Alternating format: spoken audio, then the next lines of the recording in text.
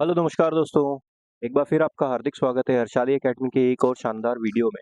इस वीडियो में हम एसएससी सीजीएल से संबंधित रीजनिंग के प्रश्नों के बारे में चर्चा करेंगे।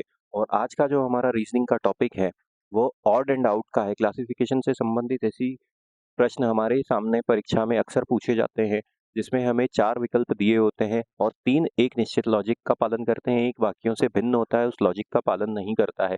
जो बाकियों से भिन्न होता है वही हमें हमारे उत्तर के रूप में चुनना होता है।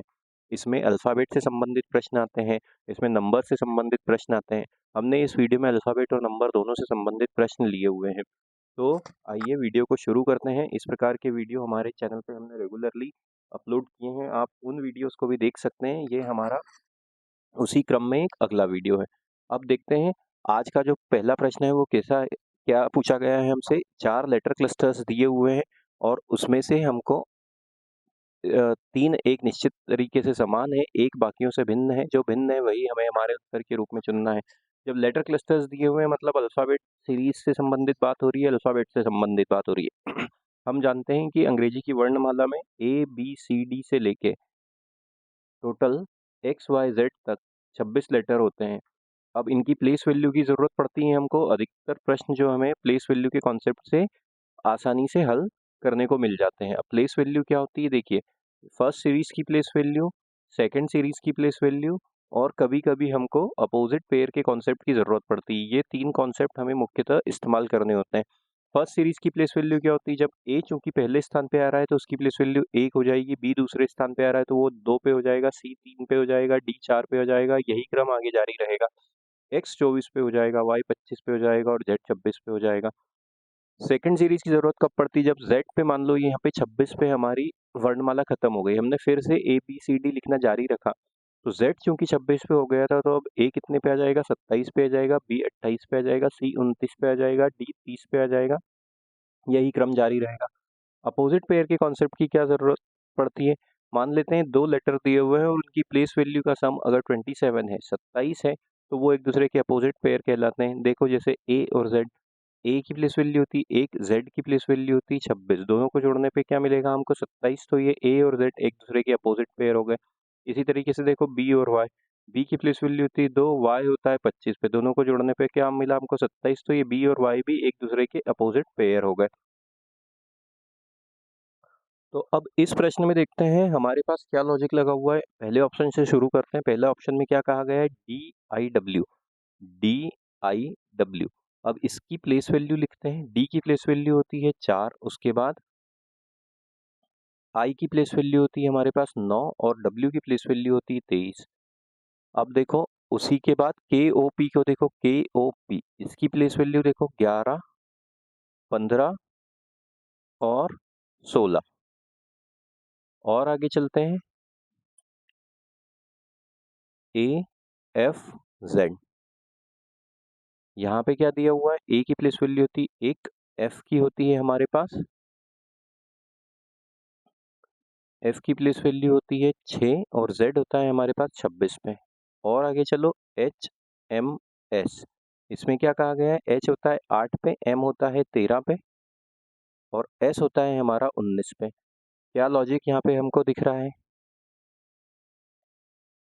4 से 9 पे आए मतलब कितना हुआ, ये +5 हुआ। 11 से 15 पे आए मतलब ये कितना हुआ, +4 हुआ। 1 से 6 पे आए ये कितना हुआ, +5 हुआ।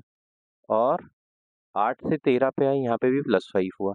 तो एक तो लॉजिक ये दिख रहा है कि के ओ पी में +4 हुआ है, बाकी सब में +5 हुआ है। दूसरा देखो 4 और 23 को जोड़ें तो क्या मिलता है, 27। मतलब ये डी और डब्ल्यू एक दूसरे के अपोजिट पेयर हैं। यहाँ पे देखो 11 और 16 को जोड़ा तो मिला 27, ये एक दूसरे के अपोजिट हैं। ए और जेड एक दूसरे के अपोजिट होते हैं जैसा हमने शुरुआत में डिस्कस किया था। और 8 और 19 को जोड़ने पे भी 27 मिलता है। तो पहले और तीसरे लेटर तो अपोजिट पेयर हो जाते हैं, लेकिन बीच वाला मतलब पहले से जब दूसरे पे आते हैं तो दूसरे नंबर के ऑप्शन को छोड़ के सब में +5 हो रहा है, दूसरे वाले में +4 हो रहा है, इसीलिए ये बाकियों से भिन्न होगा और यही हमारा सही उत्तर होगा। आगे चलते हैं अगले प्रश्न की ओर दोस्तों। अब देखते हैं यहाँ पे क्या पूछा गया है। यहाँ पे 4 फिर से लेटर क्लस्टर दिए हुए हैं। अब फिर से प्लेस वैल्यू में सीधे अब यहाँ पे प्लेस वैल्यू लिख देता हूँ। T होता है 20 पे, Y होता है 25 पे, D होता है हमारा 4 पे और I होता है हमारा 9 पे। और आगे चलो, K होता है हमारा 11 पे, P होता है हमारा 16 पे, U होता है हमारा 21 पे और Z होता है हमारा 26 पे। और आगे चलो, L होता है हमारा 12 पे, Q होता है हमारा 17 पे, V आ गया 22 पे और A आ गया हमारा या तो 1 पे या सेकंड सीरीज से चलें तो 27 पे। और आगे चलो, B आता है हमारा 2 पे, G आता है हमारा 7 पे, L आता है हमारा 12 पे और P आता है हमारा 16 पे। P आता है 16 पे, ये 16 है। अब देखो, 20 से 25 पे आए मतलब +5 हुआ। यहाँ पे अंतर बड़ा है तो अगले पेयर पे चलते हैं। 4 से 9 पे आए तो +5 हुआ। 11 से 16 पे आए +5 हुआ। 21 से 26 पे आए +5 हुआ। 12 से 17 +5। 22 से ये 27, 22 से 27 पे आए तो यहाँ पे भी +5 मिला। 2 से 7 पे आए +5 हुआ, लेकिन 12 से 16 पे आए तो ये +4 हुआ। तो ऑप्शन नंबर 4 हमारा सही उत्तर होगा, जो कि बाकियों से भिन्न है। आगे चलते हैं, जब तक वीडियो को लाइक कीजिए, चैनल को सब्सक्राइब कीजिए। अब संख्याएं दी हुई हैं यहाँ पे। संख्याएं जब भी दी होती हैं तो एक दो चीज़ें देखनी होती है। संख्याओं के बीच का अंतर देखना होता है। लेकिन अब यहाँ पे देखो, क्योंकि संख्याएं काफ़ी ज़्यादा छोटी दी हुई है, काफ़ी ज़्यादा बड़ा अंतर संख्याओं में दिख नहीं रहा है, तो फिर हमें किस में से मिल सकता है हमारा उत्तर? या तो ऑड इवन से मिल सकता है या डिविजिबिलिटी के रूल से मिल सकता है।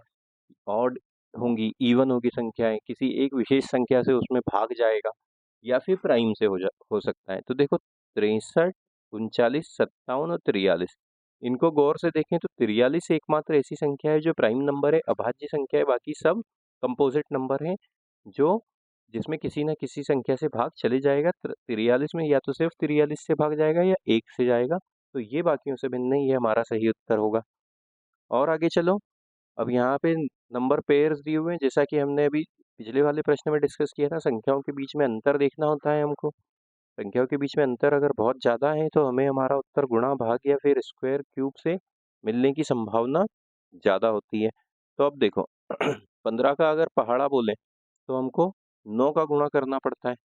पहली संख्या a है, दूसरी संख्या b है, तो हमने क्या किया, a इंटू 9 किया तो हमको दूसरी संख्या b मिल गई। यहाँ पे अगर 11 में 9 का गुणा करें तो 99 मिलना चाहिए था, लेकिन ये कैसा है कि a इंटू 9 और उसका जो प्रोडक्ट आया है उसमें से 10 घटाया तो हमको b मिला है। यहाँ पे देखो, 18 में 9 का गुणा करने पे हमको 162 ही मिलता है।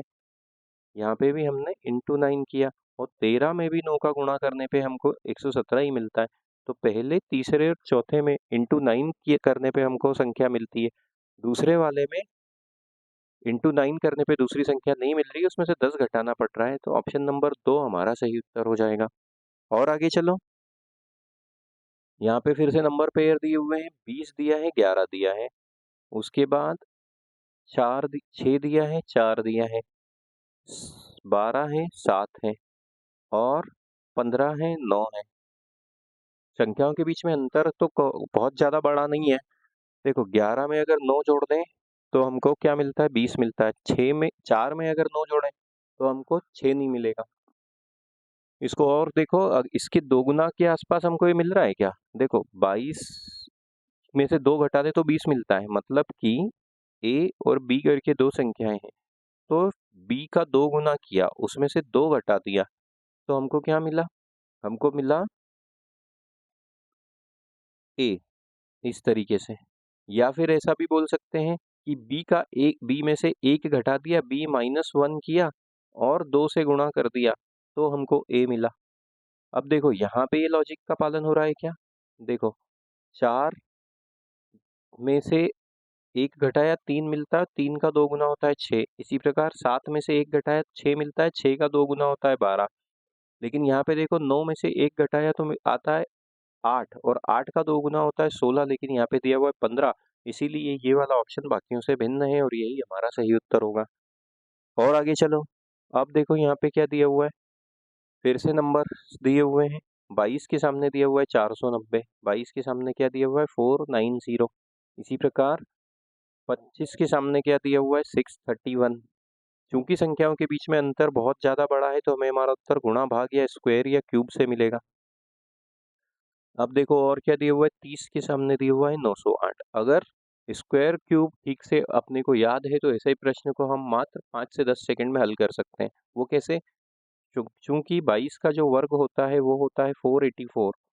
484 में हमने 6 ऐड कर दिया तो 490 मिला। मतलब ए और बी करके दो संख्याएं थी, तो हमने ए का स्क्वायर किया प्लस 6 किया तो हमको क्या मिला, बी मिल गया।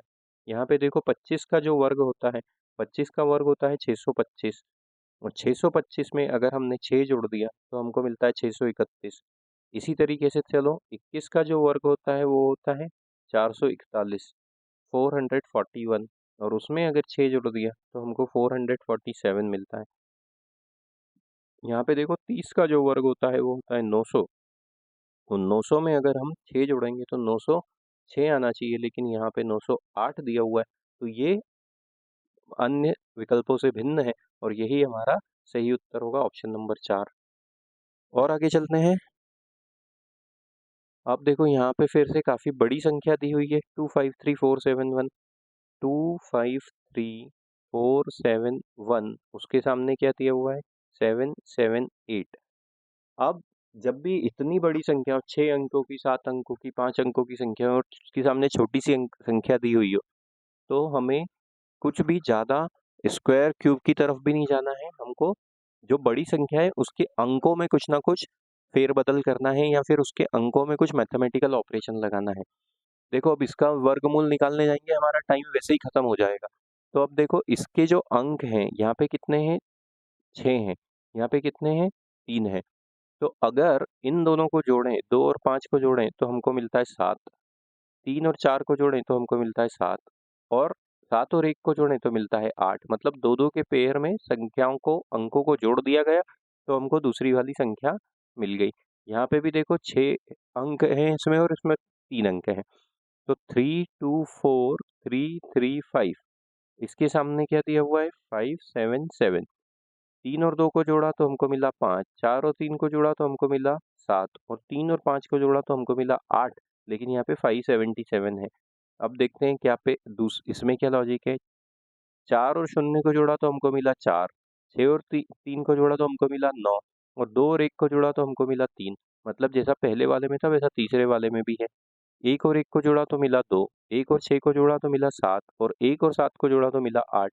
मतलब इसमें ही भिन्न है कि आखिरी वाले में 3 और 5 को जोड़ने पे 8 आना चाहिए था, लेकिन यहाँ पे 7 दिया हुआ है, तो ऑप्शन नंबर 2 हमारा सही उत्तर हो जाएगा। और आगे चलें। अब देखो यहाँ पे दिया हुआ है फिर से 4 पेयर दिए हुए हैं। हाँ, फिर से अगर स्क्वायर या क्यूब ठीक से याद है तो ये प्रश्न को हम मात्र 5 से 10 सेकंड में हल कर सकते हैं। 289 325, 289 और 325। हम जानते हैं कि जो 17 का वर्ग होता है वो क्या होता है, 17 का वर्ग होता है 289। इसी प्रकार 18 का जो वर्ग होता है वो होता है 324, और उसमें एक जोड़ दिया तो हमको क्या मिला, दूसरी वाली संख्या मिल गई। ठीक है, इस तरीके का लॉजिक यहाँ पे लगा हुआ है। तो अब देखो यहाँ पे क्या दिया हुआ है, 121 और 145। 121 किसका वर्ग होता है, 121 और 145।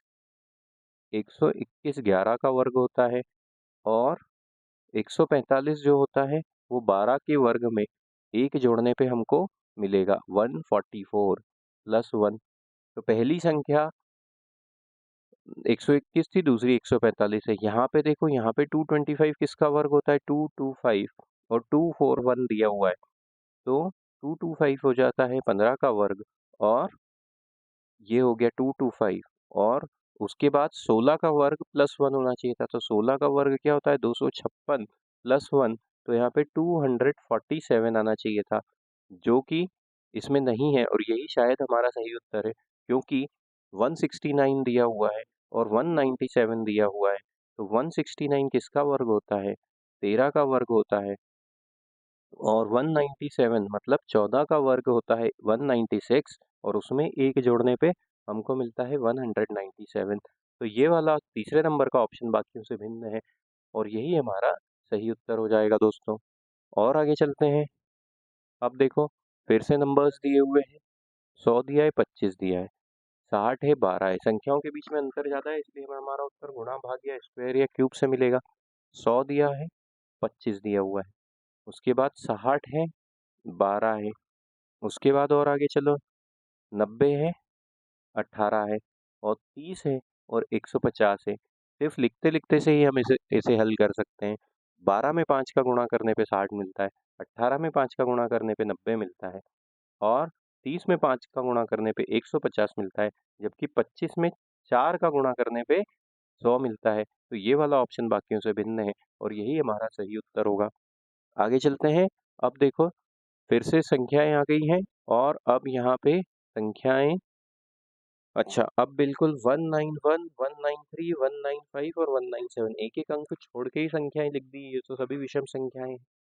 जब भी ऐसा आ जाता है, जैसा कि हमने देखा था कि अब इसमें तो कोई लॉजिक लग ही नहीं सकता, इसमें लॉजिक लगेगा तो क्योंकि एक एक अंक छोड़ के ही लिख दिया है, तो फिर क्या करेंगे, फिर अंकों पे जाएंगे, अंकों की मदद लेंगे। देखो, यहाँ क्या है, 1, 9 और 1, इसको जोड़ो तो हमको क्या मिलता है, 11 मिलता है। 1, 9 और 1 को जोड़ा, यहाँ पे देखो, 1, 9 और 3, इनको जोड़ो तो हमको क्या मिलता है, 1, 9 और 3 को जोड़ने पे 13 मिलता है। 1, 9 और 5 को जोड़ो तो हमको 15 मिलता है, और 1, 9 और 7 को जोड़ो तो हमको 17 मिलता है।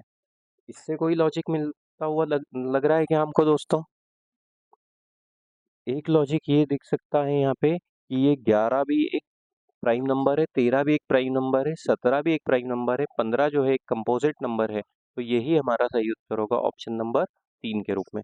तो आशा करते हैं दोस्तों ये वीडियो आपको पसंद आया होगा। इस प्रकार के वीडियो निरंतर पाने के लिए चैनल के साथ बने रहिए, चैनल को सब्सक्राइब कीजिए। हम मिलते हैं जब तक एक नए बेहतरीन इस प्रकार के वीडियो में। Thank you.